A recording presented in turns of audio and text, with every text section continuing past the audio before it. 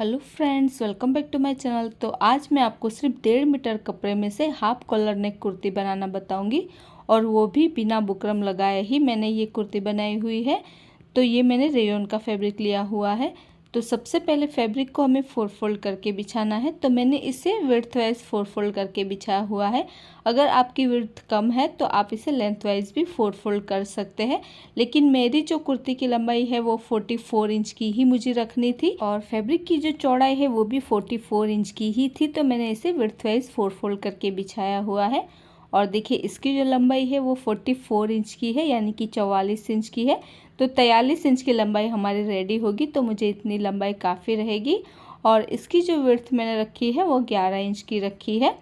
अभी देखिए, सबसे पहले हमें शोल्डर के लिए 7.5 इंच पर निशान लगाना है, क्योंकि देखिए हम इसमें कॉलर नेक बनाने वाले हैं। तो शोल्डर मैंने 7.5 इंच का रखा है, और आर्म होल की लंबाई के लिए भी हमें 7.5 इंच पर ही निशान लगाना है। 7.5 इंच पर निशान लगाते हुए हमें एक सीधी लाइन ड्रॉ कर देनी है।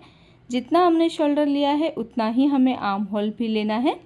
अभी यहाँ से हम चेस्ट का मेज़रमेंट लेंगे। तो आपकी चेस्ट का जो भी मेज़रमेंट हो उसका चौथा भाग करना है, और उसमें हमें 2 इंच ऐड कर देना है सिलाई मार्जिन के लिए।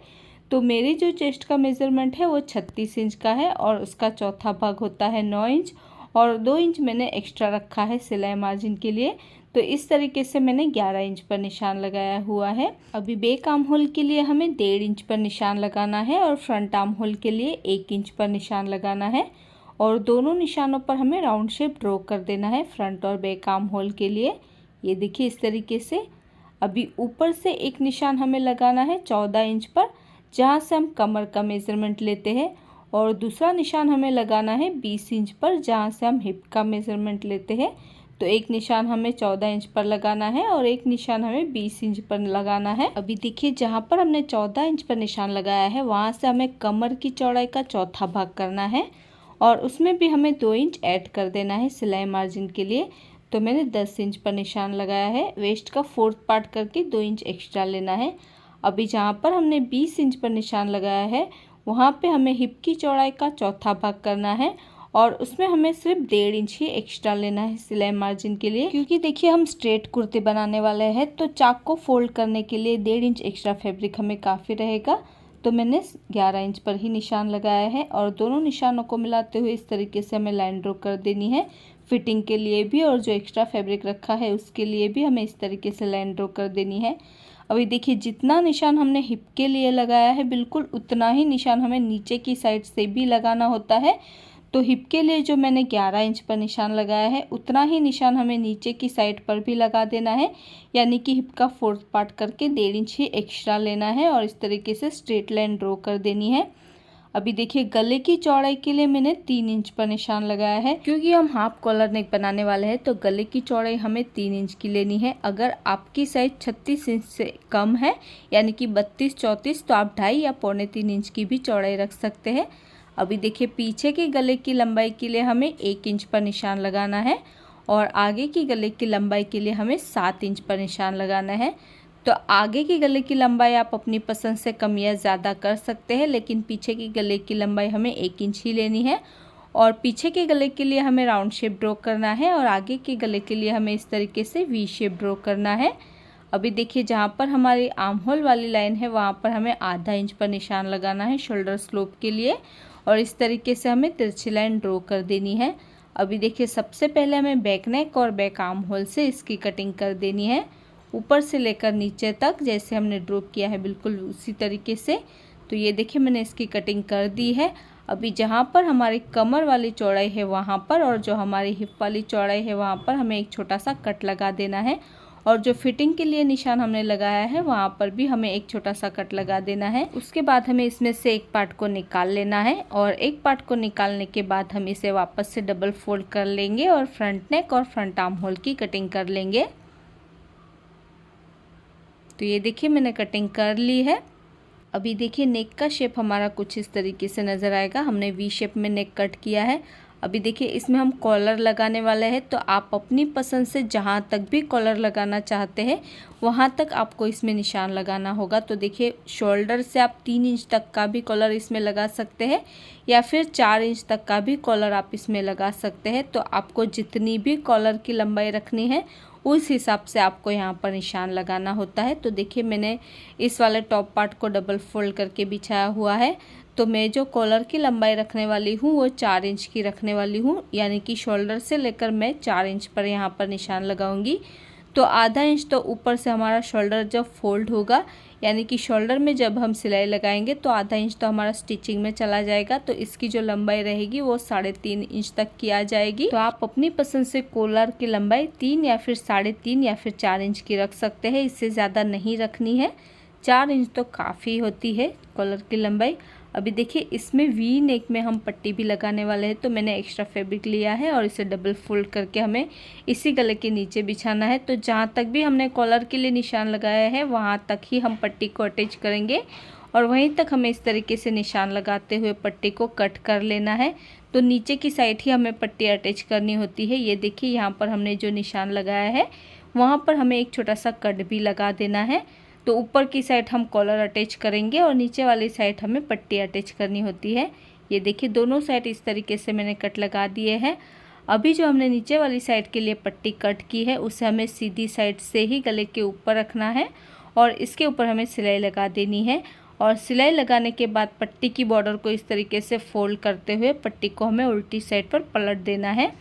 अभी सबसे पहले हम स्लीव की कटिंग कर लेते हैं। तो देखिए इतना मेरा बचा हुआ फैब्रिक था, उसमें से मैं डिज़ाइनर स्लीव बनाने वाली हूँ। तो मैं 4 इंच की ही स्लीव बनाने वाली हूँ। तो आप चाहे तो सिंपल स्लीव भी बना सकते हैं। तो फैब्रिक को मैंने 4 फोल्ड करके बिछाया हुआ है। जो मेरी साइड है वो इसकी बंद वाली साइड है और जो ऊपर की साइड है वो इसकी खुली हुई साइड है। और देखिए जितनी आपको स्लीव की लंबाई रखनी है उससे आपको डबल फैब्रिक लेना होता है। तो मुझे जो स्लीव की लंबाई रखनी है वो 4 इंच की रखनी है, तो मैंने 8 इंच का फैब्रिक लिया है और 1 इंच हमें इसकी बॉर्डर को भी फोल्ड करना होता है। तो 1 इंच मैंने और एक्स्ट्रा लिया है। तो टोटल मैंने 5 इंच फैब्रिक एक्स्ट्रा लिया हुआ है। तो मैं स्लीव की लंबाई 4 इंच की रखने वाली हूँ, तो इसकी लंबाई मैंने 9 इंच की रखी है और स्लीव की जो चौड़ाई मैंने रखी है वो 8.5 इंच की रखी है। तो बाकी सारे ही मेजरमेंट हमें नॉर्मल स्लीव की तरह ही लेने होते हैं, सिर्फ लंबाई में ही हमें ध्यान रखना होता है। अभी देखिए कैप स्लीव की लंबाई के लिए मैंने 3 इंच पर निशान लगाया है और इस तरीके से एक सीधी लाइन ड्रॉ कर देनी है। अभी खुली हुई साइड से हमें 2 इंच पर निशान लगाना है सिलाई मार्जिन के लिए और इसमें हमें स्लीव का शेप ड्रॉ कर देना है। जैसे हम नॉर्मल स्लीव का शेप ड्रॉ करते हैं बिल्कुल उसी तरीके से। ये देखिए इस तरीके से।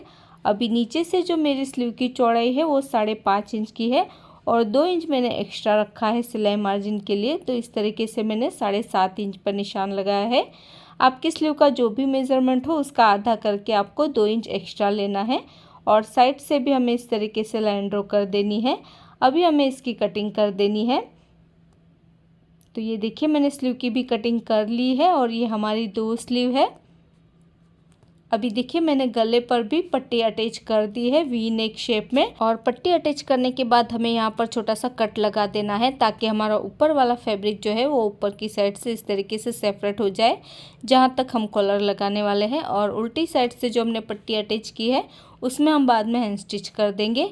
अभी देखिए फ्रंट का पार्ट हमें सीधा रखना है और उसके ऊपर बैक वाला पार्ट उल्टा रखेंगे और इसके शोल्डर ज्वाइंट कर लेंगे। तो ये देखिए मैंने इसके शोल्डर ज्वाइंट कर लिए हैं दोनों ही साइड से। अभी हमें इसमें कॉलर लगाना है, तो उसके लिए जहाँ तक हमारी पट्टी अटैच है उसके ऊपर हमें इस तरीके से पहले मेज़रमेंट कर लेना होगा। तो आपका मेज़रमेंट कम या ज़्यादा भी आ सकता है, मेरा 14 इंच का मेज़रमेंट आया है। अभी देखिए इस तरीके से हमें एक्स्ट्रा पट्टी को कट करना है। तो आप चाहे तो इसमें बुकरम भी लगा सकते हैं, लेकिन मैंने बुकरम नहीं लगाई हुई है। और देखिए पट्टी की चौड़ाई आपको ज़्यादा नहीं रखनी है, 2.5 इंच की ही रखनी है। तो आधा इंच हमारा सिलाई में चला जाएगा और 2 इंच का कॉलर हमारा बन के रेडी होगा। और इसकी जो लंबाई मैंने रखी है वो 15 इंच की रखी है। तो आधा इंच दोनों साइड से हमारा सिलाई में चला जाएगा। तो 1 इंच पट्टी हमें एक्स्ट्रा रखनी है। अभी पट्टी को हमें इस तरीके से फोल्ड कर लेना है और नीचे की साइड से हमें 1/4 इंच इस तरीके से छोड़ते हुए ऊपर वाली साइड से हमें सिलाई लगानी है। जैसे कि आप वीडियो में देख सकते हैं उसी तरीके से दोनों साइड से 1/4 इंच छोड़ते हुए इस तरीके से ऊपर वाली साइड पर हमें सिलाई लगानी है। तो देखिए मैंने दोनों साइड पर सिलाई लगा दी है और नीचे आप देख सकते हैं इस तरीके से 1/4 इंच मैंने खुला छोड़ा है। ये मैं आपको आगे बताऊंगी कि मैंने किस लिए खुला छोड़ा है। अभी इसके कोने पर हमें छोटा सा कट लगा देना है दोनों ही साइड पर, और पट्टी को हमें सीधी साइड पर इस तरीके से पलट देना है और इसके कोनों को भी अच्छे से बाहर निकाल लेना है। तो देखिए इस तरीके से 1/4 इंच हमारा नीचे की साइड से खुला है। अभी देखिए टॉप पार्ट को हमें सीधा ही रखना है, और ये जो 1/4 इंच हमने खुला छोड़ा है, ये देखिए इसे हमें इस तरीके से जहाँ तक हमने पट्टी लगाई है वहीं तक हमें इसे अटैच करना है। तो हमने मेज़रमेंट बिल्कुल परफेक्ट लिया था, तो पट्टी भी हमारी परफेक्ट तरीके से अटैच हो जाएगी। तो जहाँ तक नीचे की साइड पर हमने पट्टी लगाई है उसके ऊपर ही हमें इस पट्टी को अटैच करना है, और इसके ऊपर हमें सिलाई लगा देनी है। तो ये देखिए मैंने पट्टी में सिलाई लगा दी है, ये देखिए इस तरीके से। अभी इसे हमें उल्टी साइड पर पलट देना है, और देखिए आधा इंच पट्टी को हमें अंदर की साइड पर फोल्ड करना है, और ध्यान रहे इसके किनारी पर हमें फैब्रिक को अच्छे से फोल्ड कर लेना है, एक्स्ट्रा फैब्रिक को, और इसके ऊपर हमें सिलाई लगाते जाना है। और उससे पहले जहाँ पर हमारा शोल्डर है वहाँ पर दोनों साइड पर हमें छोटा सा कट लगा देना है, ताकि पट्टी हमारी बहुत ही आसान तरीके से फोल्ड हो सके और जो हमारे शोल्डर के ऊपर एकदम फिनिशिंग से बैठ सके। तो दोनों साइड के शोल्डर पर हमें बिल्कुल छोटा सा ही कट लगा देना है दोनों ही साइड पर। और हाँ, ध्यान रहे कट लगाते वक्त हमारे शोल्डर की सिलाई बिल्कुल भी नहीं कटनी चाहिए। इस तरीके से दोनों साइड पर हमें कट लगा देना है। उसके बाद पट्टी की बॉर्डर को हमें आधा इंच तक अंदर की साइड पर फोल्ड करना है, ये देखिए इस तरीके से, और इसके ऊपर हमें सिलाई लगा देनी है पूरे ही राउंड में। तो देखिए मैंने इसकी बॉर्डर को फोल्ड करते हुए इसमें सिलाई लगा दी है, और आप देख सकते हैं कितनी फिनिशिंग से हमारी स्टैंड कॉलर पट्टी लगकर तैयार हो चुकी है। और अगर आपका फैब्रिक कड़क है तो आपकी पट्टी में आपको बुकरम लगाने की बिल्कुल भी ज़रूरत नहीं पड़ती है। अदरवाइज़ आपका फैब्रिक लूज़ है तो आपको बुकरम लगाने की ज़रूरत पड़ती है। हाँ, ध्यान रखना है आपको कि आपको पट्टी की चौड़ाई बिल्कुल भी ज़्यादा नहीं लेनी है। अभी देखिए हम स्लीव को रेडी करेंगे, तो स्लीव को लगाने से पहले स्लीव के बिल्कुल सेंटर में हमें उल्टी साइड से एक सीधी लाइन ड्रॉ कर देनी है, जैसे आपको वीडियो में दिखाई दिया बिल्कुल उसी तरीके से। उसके बाद हमें स्लीव को अटैच कर देना है, और स्लीव की बॉर्डर को भी डबल फोल्ड करते हुए उसमें सिलाई लगा देनी है। और इसी तरीके से दूसरी स्लीव के ऊपर भी हम बिल्कुल सेंटर में इस तरीके से लाइन ड्रॉ कर लेंगे उल्टी साइड से। उसके बाद ही हमें स्लीव को अटैच करना है। लाइन को ड्रॉ करने के बाद ही उसके बाद हमें स्लीव में सिलाई लगा देनी है और स्लीव को अटैच कर लेना है। और स्लीव की जो नीचे वाली बॉर्डर है उसे हमें डबल फोल्ड करते हुए इसमें सिलाई लगा देनी है। तो देखिए मैंने स्लीव को अटैच कर लिया है, और इसकी बॉर्डर को भी फोल्ड करते हुए मैंने इसमें सिलाई लगा दी है। अभी देखिए जो उल्टी साइड से हमें इसमें लाइन ड्रॉ की है उसके ऊपर हमें इलास्टिक लगानी है। तो इस तरीके से मैंने ये पतली वाली इलास्टिक ली है। तो आपको जितनी स्लीव की लंबाई रखनी है उतना ही आपको इलास्टिक लेना है, इस बात का आपको ध्यान रखना है। तो मुझे 4 इंच स्लीव की लंबाई रखनी थी, तो मैंने 4 इंच का ही इलास्टिक कट किया है। अभी जो हमने लाइन ड्रॉ की है उसके ऊपर हमें इलास्टिक को रखना है, और इसे हमें खींचते हुए इसके ऊपर बिल्कुल सेंटर में ही सिलाई लगानी है। तो दोनों स्लीव पर जो हमने लाइन ड्रॉ की है उसके ऊपर हमें इलास्टिक को खींचते हुए इसके ऊपर हमें सिलाई लगा देनी है। तो आप कहीं से भी इलास्टिक लगा सकते हैं, ऊपर वाली साइड से भी या फिर नीचे वाली साइड से भी। तो मैंने इलास्टिक को देखिए इस तरीके से अटैच कर लिया है, और आप देख सकते हैं स्लीव में हमारे कुछ इस तरीके से गैदर्स बनकर नज़र आएंगी, जो कि बहुत ही सुंदर ये वाली स्लीव हमारी लगती है।